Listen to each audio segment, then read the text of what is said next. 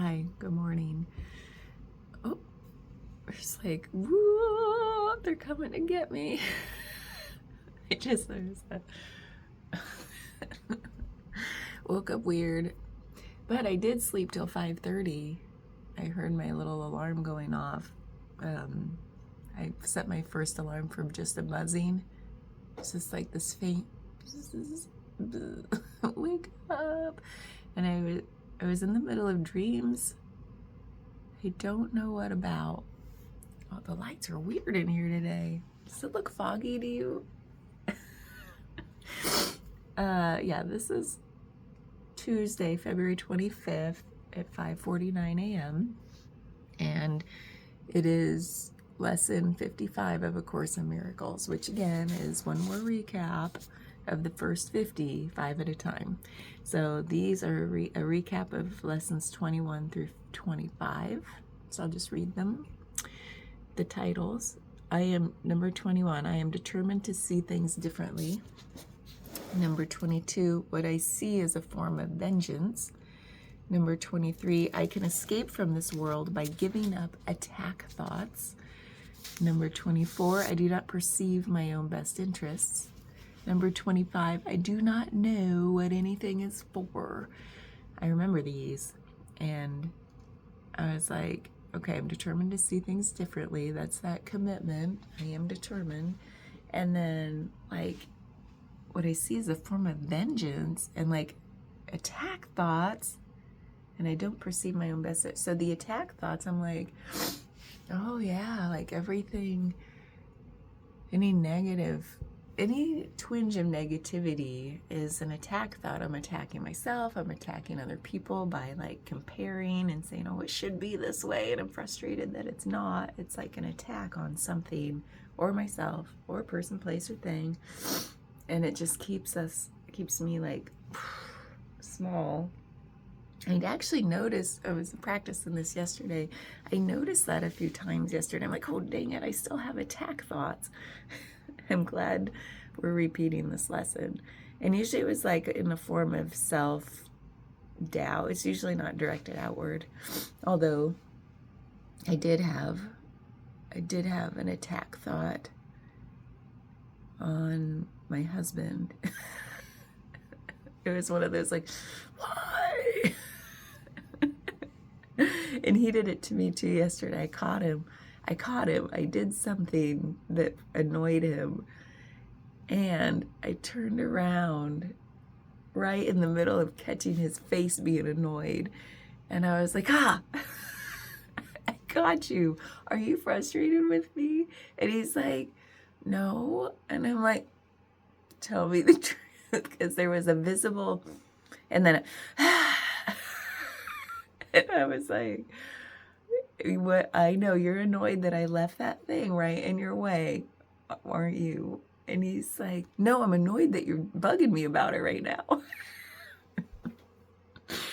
So we laughed and hugged and everything, but it was like in the moment, catching attack thoughts from me going out and from him coming in.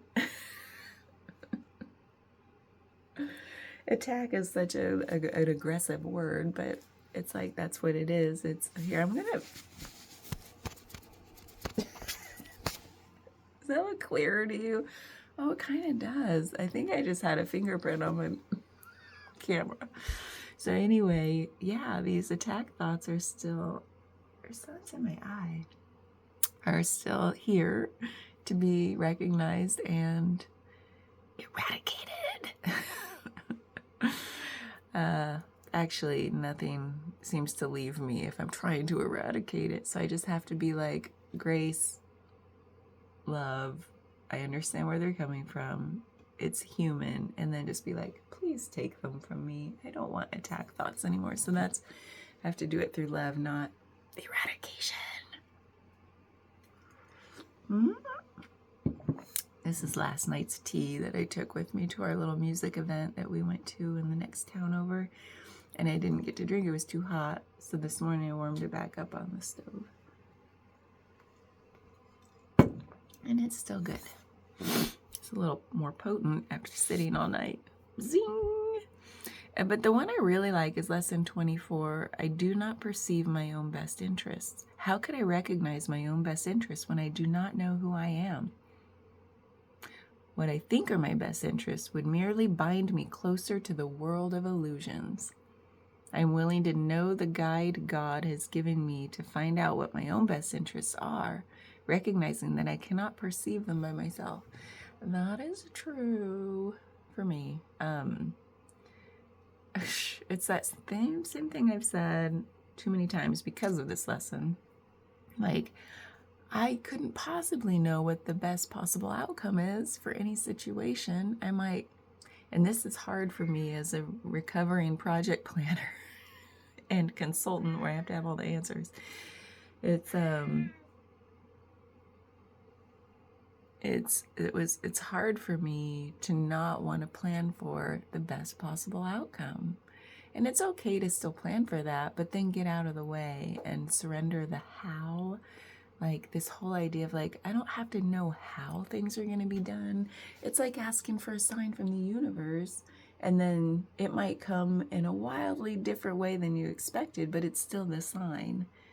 Like, show me a butterfly, and you expect some like butterfly to float through your awareness here, and then it's just like a rock shaped somewhat like a butterfly that reminds you of the thing, and it's like comes differently, and that rock may have been the most beautiful thing you could have imagined. Yeah, you're special. So anyway, I really like that one because I don't perceive my own best interest, and then I do not know what anything is for.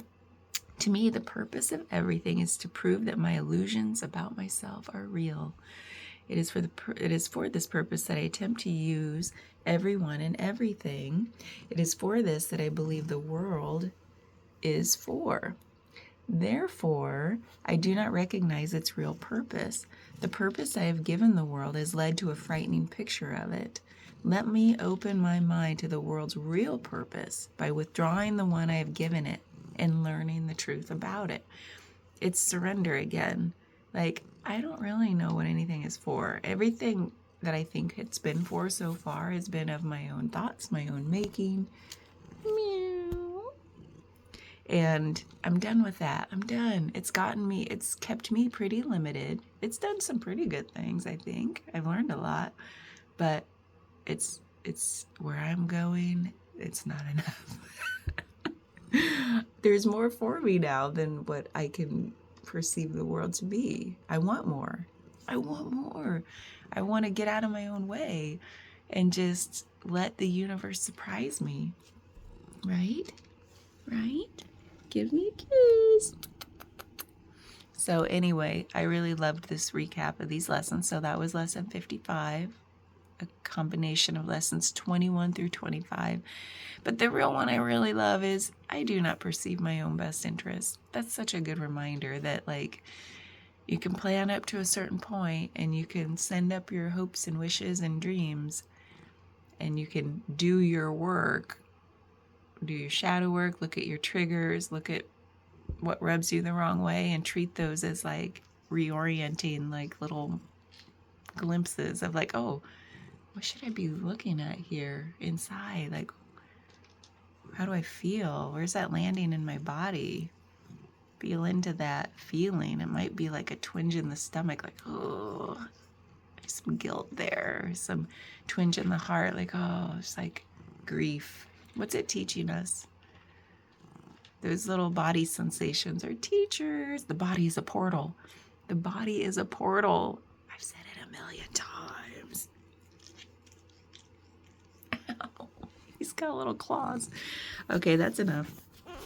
I hope you have a wonderful Tuesday, and I hope you liked these lessons. Bye. Oh, yeah.